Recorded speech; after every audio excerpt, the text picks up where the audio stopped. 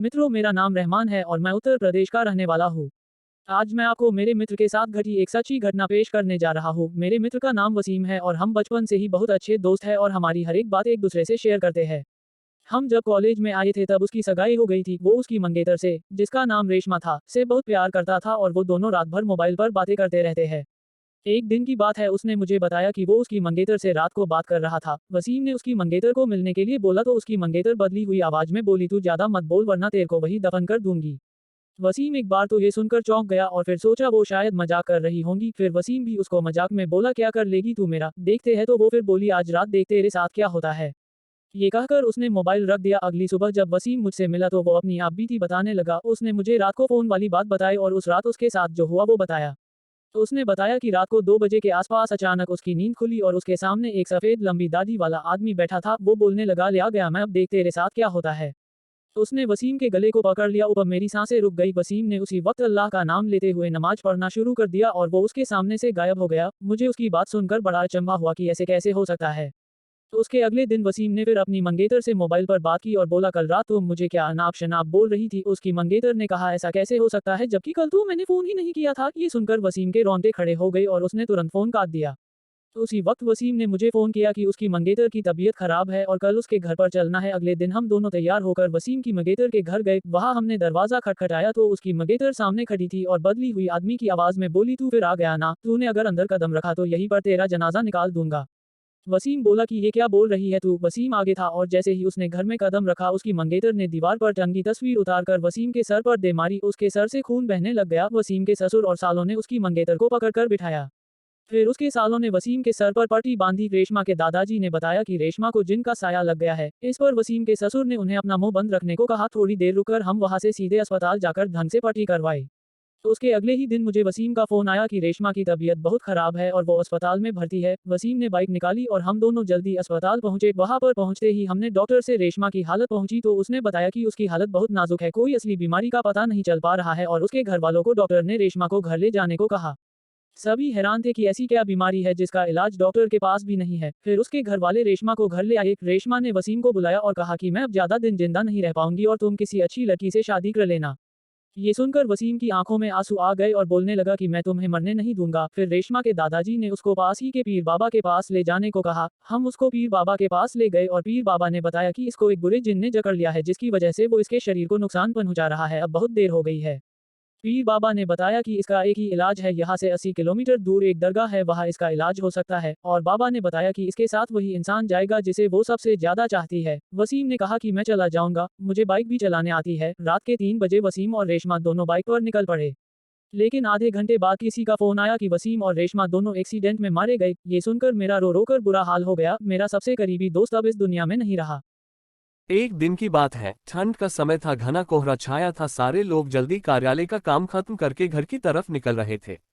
नाना जी उस समय के बड़े अधिकारियों में से एक थे। वे उस समय के उच्च वर्ग के लोगों में एक अमीन का काम करते थे। रोज की तरह ही उस दिन काम खत्म होने के बाद घर के लिए अपनी गाड़ी से रवाना होने लगे। रास्ते में उन्हें हाथ से कुछ सामान भी लेना था तो वे और साथियों से अलग हो गए। उन्होंने घर की कुछ जरूरत के सामान लिए और गाड़ी आगे बढ़ा दी। आगे जाने पर उन्हें कुछ मछली बाजार दिखा और वे मछली खरीदने के लिए रुक गए। ताज़ी मछलियां लेने और देखने में टाइम ज्यादा ही गुजर गया। उनकी जब अपनी घड़ी पर नजर गई तो उन्हें आभास हुआ कि आज तो घर जाने में बहुत देर हो जाएगी और ये सब लेकर घर पहुंचने में काफी समय लग जाएगा। फिर यही सब सोचकर उन्होंने सोचा कि क्यों ना जंगल के रास्ते से निकला जाए तो जल्दी पहुंच जाऊंगा। तो उन्होंने अपना रास्ता बदला और जंगल की तरफ अपनी गाड़ी को घुमा लिया। समय 11 बज चुका था, गाड़ी तेज रफ्तार से आगे बढ़ रहा था, तभी अचानक तेज ब्रेक के साथ गाड़ी को रोकना पड़ा। उनकी गाड़ी के आगे एक औरत जोर से रो रही थी। उन्होंने सोचा इस वीराने में ये औरत क्या कर रही है। उन्हें लगा कि कोई मजदूर की पत्नी होगी जो नाराज होकर घर छोड़कर जंगल में भाग आई है। तो उन्होंने उससे पूछा कि यहाँ जंगल में तुम क्या कर रही हो। लेकिन उसने कोई जवाब न देकर और जोर से रोने लगी। सारे जंगल में उसकी हूँ सी सिसकियां गूंज रही थी। फिर नाना जी ने पूछा, तुम्हारा घर कहाँ है। लेकिन वो कुछ भी ना बोली। तब नाना जी ने कहा कि आज चलो मेरे घर में रहना, सुबह अपने घर चली जाना, ये जंगल बहुत सारे जंगली जानवर से भरा है, रात भर यहाँ मत रुको, चलो आज मेरे घर में सबके लिए खाना बना देना और कल सुबह अपने घर चली जाना। उसने ये सुना तो झट से तैयार हो गई। और गाड़ी में पीछे की सीट पर बैठ गई। सिर में बड़ा सा घूंघट डालने की वजह से उसका चेहरा छिपा हुआ था। कुछ ही देर में गाड़ी घर के दरवाजे पे थी। घर के लोग कब से उनकी राह देख रहे थे। गाड़ी रुकते ही पापा ने पूछा, आज तो बहुत देर हो गई और सारे लोग आ भी चुके हैं। तब उन्होंने सारी बातें अपनी माँ को बताए और कहा कि आज खाना इससे बनवा लो, कल सुबह ये अपने घर चली जाएगी। इतनी रात को बेचारी जंगल में कहाँ भटकती, इसलिए मैं ले आया। पर पापा को कुछ संदेह हो रहा था कि कहीं चोर तो नहीं है, रात को सोने के बाद या खाना बनाते समय कहीं घर के सामान ही चुरा कर ना ले जाए। पर बेटे की बात को कैसे माना करती। उन्होंने उस औरत को कहा, देखो आज तो मैं रख ले रही हूँ, लेकिन कल सुबह होते ही यहाँ से चली जाना और जाओ रसोई में ये सामान उठाकर ले जाओ और खाना बना दो। उसने फिर से जवाब नहीं दिया, बस हूँ की आवाज बाहर आई और वो सारा सामान लेकर माँ के पीछे बहुत दूर चल दी। रसोई में सारा सामान रखवाकर माताजी ने उसे खाना जल्दी बनाने की सख्त हिदायत दी और वहां से चली गई। लेकिन उनका मन कुछ परेशान सा था। फिर 10 मिनट में रसोड़े में उसे देखने चली गई कि वो क्या कर रही है और उसका चेहरा भी देखना चाहती थी। लेकिन वहां पहुंची तो देखा कि वो मछलियों का थैला निकल रही थी। उन्होंने बहुत जोर से गुस्से में कहा, यहाँ सब खाने का इंतजार कर रहे हैं और तुम अभी तक मछलियां ही निकल रही हो, कल सुबह तक बनाओगी क्या। उसके सिर पर घूंघट अभी भी था तो चेहरा देखना मुश्किल ही नहीं नामुमकिन था। उन्होंने उससे कहा, तुम जल्दी से खाने की तैयारी करो, मैं आग सुलगा देती हूँ, काम जल्दी हो जाएगा। और वे जल्दी से चूल्हा जलाने की तैयारियां करने लगी। लेकिन साथ ही वो उसका चेहरा देखने की भी कोशिश कर रही थी। लेकिन वो जितना देखने की कोशिश करती वो और पल्लू खींच लेती। अंत में हारकर वे बोली, देखो मैंने आग सुलगा दी है, अब आगे सारा काम कर लो, कुछ जरूरत हो तो बुला लेना। लेकिन वो फिर कुछ नहीं बोली।